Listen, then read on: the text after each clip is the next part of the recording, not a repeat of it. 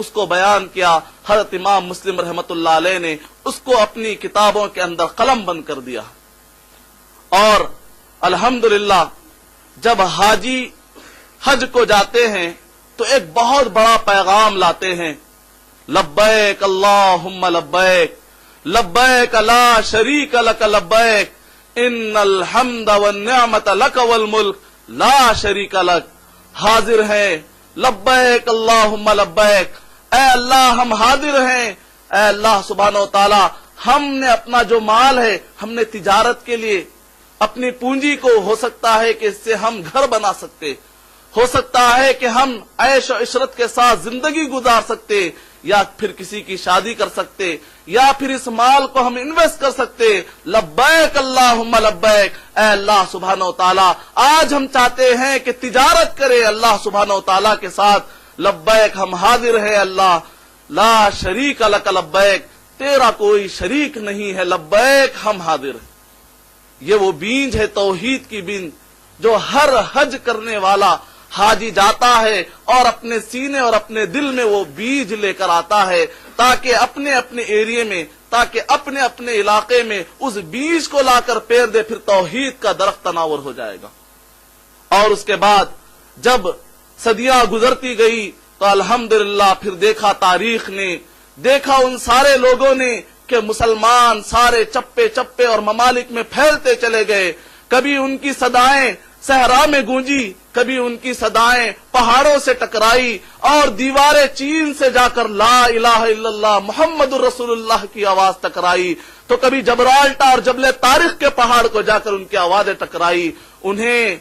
سامنے کی وادیاں انہیں روک نہ سکی اور سنگلاخ وادیاں انہیں روک نہ سکی، چاہے تپش ہو، چاہے صحرا کی وہ تپش ہو، چاہے وہ مشکلات ہو. لیکن یہ اللہ کے بندے، اللہ سبحانہ و تعالیٰ کی طرف سے جو پیغام تھا، جو نبی اکرم صلی اللہ علیہ وسلم نے انہیں حوالے کیا تھا، بلغوا انی ولو آیا، پہنچا دو میری طرف سے ایک وہ بات بھی، ایک ہی بات کیوں نہ ہو، ایک ہی آیت کیوں نہ ہو. یہی جذبے کے ساتھ پورے کے پورے حاجی جذبہ لے کر جاتے ہیں، اور وہ لوگ جن کو حج کی ابھی ان کو موقع نہیں ملا ہے وہ لوگ بھی دعائیں کرتے ہیں. وہ مکۃ المکرمہ کے جہاں پر حاجی جمع ہوتے ہیں، وہ مکۃ المکرمہ کے بارے میں کتنا کہوں، دنیا کے سارے ادیب جمع ہو جائے لیکن اس مکۃ المکرمہ کا وہ حلیہ اور جو اس کی شان ہے بیان کر ہی نہیں سکتے. یہ وہ مکۃ المکرمہ ہے کہ جہاں پر آدم علیہ الصلوۃ والسلام کے زمانے میں کعبے کی بنیادیں رکھی گئی تو حضرت ابراہیم علیہ الصلوۃ والسلام کے زمانے میں ان بنیادوں کو بلند کیا گیا. حضرت اسماعیل علیہ الصلوۃ والسلام نے جہاں پر ایک اطاعت کرنے والے اپنے لڑکے ہونے کا ثبوت دیا، اور ابراہیم علیہ الصلوۃ والسلام نے جہاں پر ایک سچا بندہ ہونے کا انہوں نے ثبوت دیتے ہوئے کہا، اے میرے بیٹے میں نے خواب دیکھا ہے کہ میں تجھے ذبح کرتا ہوں. پوچھئے اس باپ سے کہ جس کو، اس آدمی سے پوچھے جس کو کوئی لڑکا نصیب نہ ہوا ہو. حضرت ابراہیم علیہ الصلوۃ والسلام کو یہ لڑکا بڑھاپے میں نصیب ہوا تھا. اس وقت پر انہیں حکم دیا جا رہا ہے کہ اپنے ہی ہاتھوں سے اپنے لخت جگر، نور نظر اور قرۃ عین کو اللہ سبحانہ و تعالیٰ کے خاطر ذبح کر دو. اللہ سبحانہ و تعالیٰ کو یہ ادا بڑی پسند آئی کہ جب ابراہیم علیہ الصلوۃ والسلام نے اس ایگزام کو پاس کر لیا تو اللہ سبحانہ و تعالیٰ نے کہا کہ پھر ان کی یاد میں قربانی دی جائے. جب حاجر علیہ الصلوۃ والسلام نے صفا اور مروہ کا چکر لگایا تو اللہ سبحانہ و تعالیٰ نے ان کی یاد میں کہا، اے حاجیو جب بھی تم جاؤ تو صفا مروہ کا چکر ضرور لگا لینا. اور یہاں پر یہ مکۃ المکرمہ یہ ایک ایسی مقدس اور بہترین جگہ ہے کہ جس کو اللہ سبحانہ و تعالیٰ نے حرم کہہ کر پکارا ہے. اور نبی اکرم صلی اللہ علیہ وسلم کے 53 سال یہاں پر گزرے ہیں، اور یہاں پر دنیا کی ایک واحد مسجد ہے جو آپ کو راؤنڈ شکل میں ملے گی. دنیا کے جتنے بھی آپ کو مسجدیں دیکھیں گے آپ چوکونی شکل میں ملے گی. یہ دنیا کی واحد مسجد ہے جو آپ کو راؤنڈ شکل میں کعبے کے اطراف میں جو المسجد الحرام ہے آپ کو راؤنڈ شکل میں ملے گی. یہ یونیک اور نادر مسجد ہے. اس مسجد کی خصوصیت یہ ہے کہ اس مسجد کے سامنے آپ کو چاروں طرف قبلہ نظر آئے گا. یہ دنیا کی واحد مسجد ہے. اگر دنیا میں جتنے بھی مساجد ہیں اس میں آپ غور کر لیجئے کہ وہ مسجد کے طرف ایک ہی رخ ہوگا. یعنی اگر ہندوستان کے لوگ جتنے بھی لوگ یہاں پر سجدے کرتے ہیں ان کے سجدے جا کر رکن یمانی سے ٹکراتے ہیں، لیکن رکن عراقی یا رکن شامی یا حجر اسود تک ان کے سجدے نہیں جانتے۔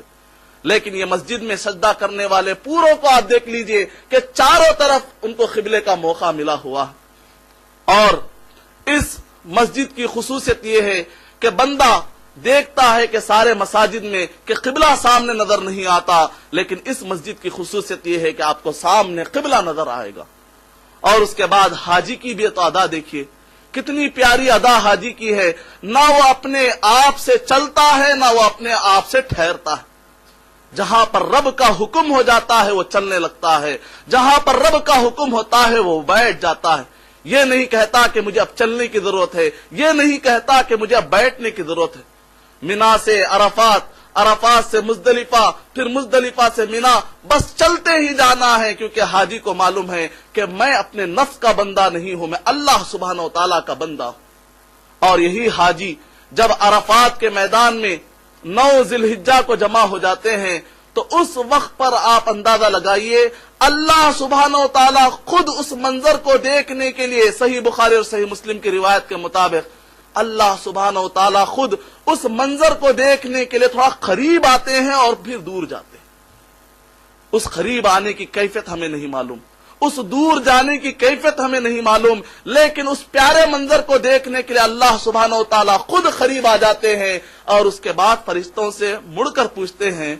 پلٹ کر پوچھتے ہیں، اللہ سبحانہ و تعالیٰ فرشتوں سے پوچھتے ہیں، اے فرشتوں بتلاؤ تو صحیح کہ آخر یہ سارے کے سارے حاجی آج کیوں جمع ہیں؟ کیا تم نے اس وقت پر سوال نہیں کیا تھا جس وقت پر میں انسانوں کو پیدا کر رہا تھا؟ تو اس وقت پر تم نے کہا تھا اے اللہ سبحانہ و تعالیٰ آپ ایک ایسی مخلوق کو کیوں پیدا کر رہے ہیں؟ تم نے اشکال کیا تھا، تم نے سوال کیا تھا، میری تخلیق کے اوپر تمہارے ذہن میں سوال آیا تھا کہ آپ ایک ایسی مخلوق کو کیوں پیدا کر رہے ہیں جو جا کر زمین میں دنگا فساد کرے گی۔ اس وقت پر اللہ سبحانہ و تعالیٰ نے حضرت آدم علیہ السلام کو علم عطا کیا تھا،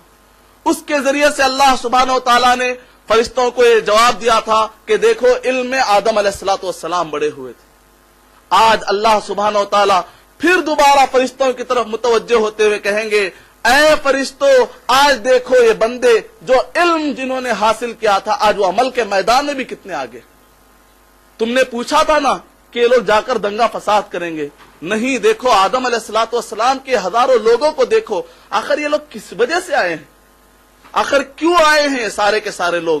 تو فرشتے پلٹا کر کہیں گے اے اللہ سبحانہ و تعالیٰ یہ مشرق والا، یہ مغرب والا، یہ جنوب والا، یہ شمال والا، یہ انڈونیشیا اور پاکستان کا رہنے والا، اس کا رنگ کالا، اس کا رنگ گورا اور اس کا رنگ لال، کسی کا کلچر الگ، ثقافت الگ، تہذیب الگ، لیکن اے اللہ سبحانہ و تعالیٰ آج سب کی زبان ایک ہو چکی ہے،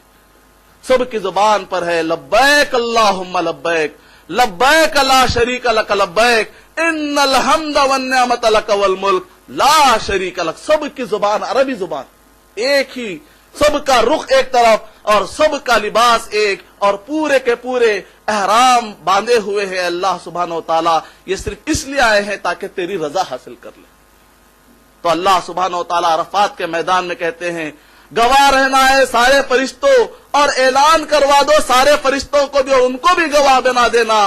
میں اس بات کا اعلان کرتا ہوں آج عرفات کے میدان سے نکلنے سے پہلے پہلے ان سب کی مغفرت کر دی جائے گی۔ تو آئیے جب اتنا فضیلت والا یہ مقام و مرتبہ اللہ سبحانہ و تعالیٰ یہاں پر جانے والے سارے حاجیوں کی حفاظت فرمائے اور بہترین سے بہترین اور سنت طریقے کے مطابق اللہ سبحانہ و تعالیٰ ان سے حج ادا کروائے، اور جن لوگوں کے لیے ابھی بندوبست نہیں ہوا ہے اللہ سبحانہ و تعالیٰ ان کے لیے بھی بندوبست عطا فرمائے تاکہ بہترین مناظر جو دنیا کے سب سے بہترین مناظر ہیں وہ سب دیکھ سکے۔ تو ابھی میں سب سے پہلے آپ کے سامنے جیسا کہ آپ حج کا مسنون طریقہ جیسا کہ اعلان کیا گیا ہے وہ میں آپ کے سامنے بیان کروں گا، اس سے پہلے میں سب سے پہلے کچھ کتابوں کا تعارف آپ کے سامنے کرواؤں گا، پھر اس کے بعد یہ جو مختصر سا ورق یا ورقہ یا اوراق ہے انشاءاللہ میں اس کی تشریح کروں گا، ایک معنی میں درس دوں گا، اور آپ کو لکھنے کی ضرورت نہیں ہے، یہ میں درس دوں گا، یہ دوسرا کام ہوگا۔ اور تیسرا یہ ہے کہ درمیان میں احرام کا لفظ آئے گا، احرام کیسے باندھا جائے، اسی طریقے سے حجر اسود، تو اس کے لیے میں نے اپنے ساتھ کچھ فوٹوز میں نے اپنے ساتھ رکھے ہیں، میں اس کو سامنے رکھ کر سمجھاؤں گا کہ یہ حجر اسود ہے اور یہ رکن یمانی ہے، تاکہ سمجھنے میں اور سمجھانے میں آسانی ہو جائے۔ اور میں اپنے ساتھ میں نے ایک میپ بھی لایا ہے، جس کے ذریعے سے میں آپ کو سمجھاؤں گا کہ عرفات، مزدلفہ، منا، اگر میں آپ کو اسی طرح کہوں گا تو شاید سمجھانے میں اور سمجھنے میں مشکل ہو جائے، اس وجہ سے میں نے جمع کیا ہے کہ میں حاجیوں کے لیے اتنی خدمت تو ضرور کروں گا انشاءاللہ۔ یہ میں جذبہ لے کر میں نے تیاری کی ہے